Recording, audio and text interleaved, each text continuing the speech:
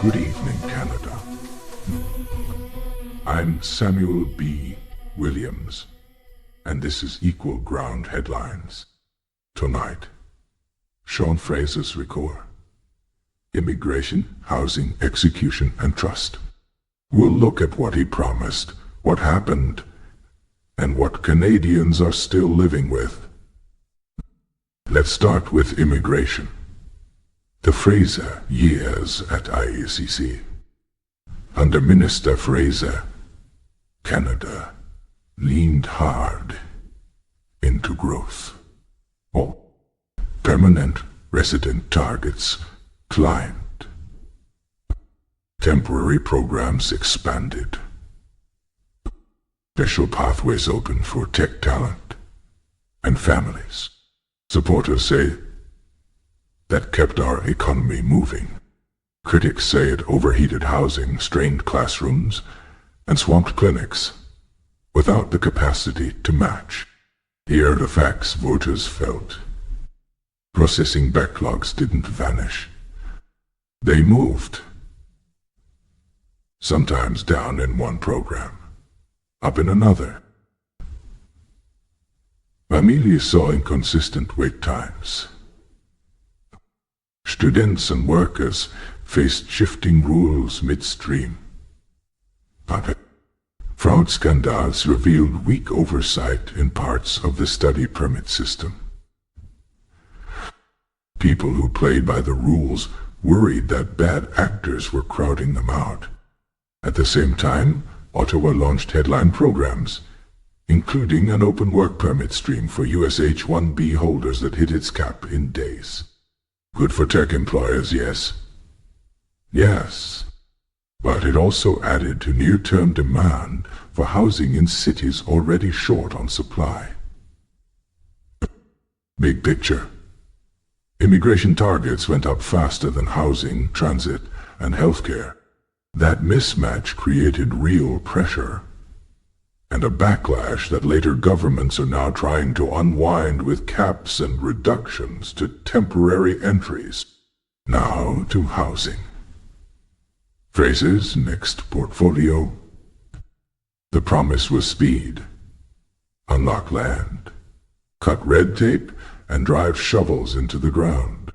The Housing Accelerator Fund pushed cities to upzone, approve faster, and build near transit.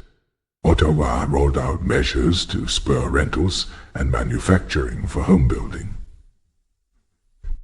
But households judged by rent checks and listings, not press conferences. Starts and completions rose in some markets, but not nearly enough. Permits still stalled. Skilled trades were short. Infrastructure lagged, making density hard to deliver where people actually live. For many families, affordability deteriorated even as programs multiplied. So what went wrong? First, scale. Policies were sized to headlines, not to the gap. Canada needs hundreds of thousands of additional units annually for years, not dozens of small deals and pilot projects. Second, sequencing time. But immigration. Intake has surged before homes, classrooms, and clinics could catch up. That isn't on newcomers. It's on planners. Third, speed. Deals took months. Permits took longer. Money waited in funds while construction costs rose. Fourth, accountability. Canadians saw ribbon cuttings without clear quarterly dashboards. Starts, completions, cost to date, and how many private dollars were actually mobilized by each public dollar. Let's grade the record. Equal-handed. On immigration under Fraser. Hedin het kon betamen het zijn. Men heeft by strategic wins, attracted skilled workers, created rapid pathways for tech families, moved fast to welcome people fleeing crisis, with strategic misses, oversight gaps around international students. Temporary resident growth outpaced capacity. Public trust eroded as services lagged. On housing, under Fraser, strategic wins pushed municipalities to zone more, improve faster, signal federal support for rentals and innovation. By strategic misses, delivery lagged the crisis. Permitting clocks with teeth were rare.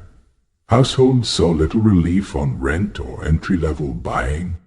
Now, about the promotion optics. When a minister leaves one critical file with unfinished business and takes a bigger job, voters ask a fair question. Are we rewarding results or rewarding spin? That's not personal. It's accountability. If you want public trust, you publish receipts. Here's what Canadians should see every quarter going forward. Immigration capacity dashboard, temporary and permanent entries by category and region.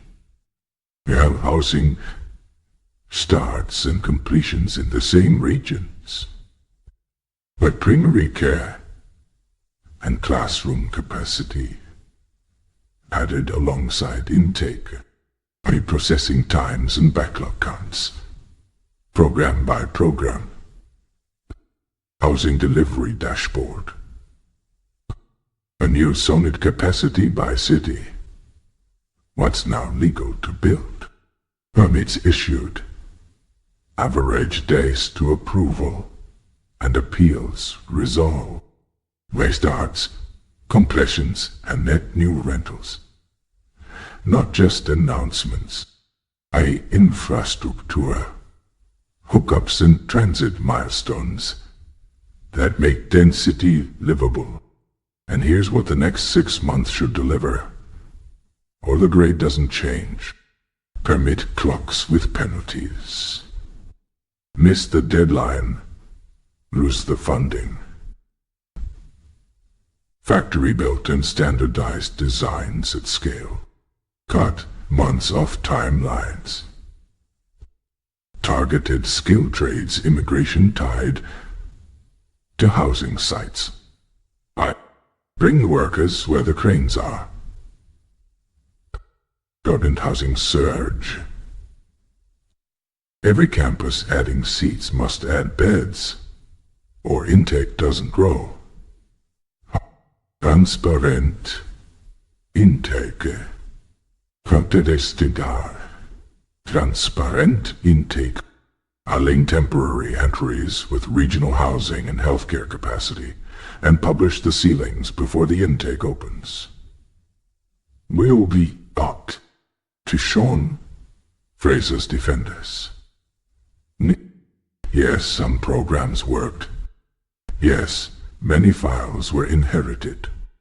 But leadership means matching targets to real-world capacity and owning the gap when you miss. To his critics, Helmlibaum, Desigatigene, Mosagasti Dakonipop It's not enough to blame. Bring the math. How many units, which codes to fix, what the workforce plan is, and how fast you can deliver. To everyone in Ottawa. Stop measuring success by dollars announced. Measure by keys delivered, backlogs cleared, and waitlists shortened. Bottom line. Canada needs ambitious immigration and abundant housing. At the same time, we can do both if intake matches capacity, if dollars buy speed, And if ministers are judged by outcomes, not optics. I'm Samuel B. Williams. This is Equal Ground Headlines. We don't take sides. We explain them. If this helped you cut through the noise, share it.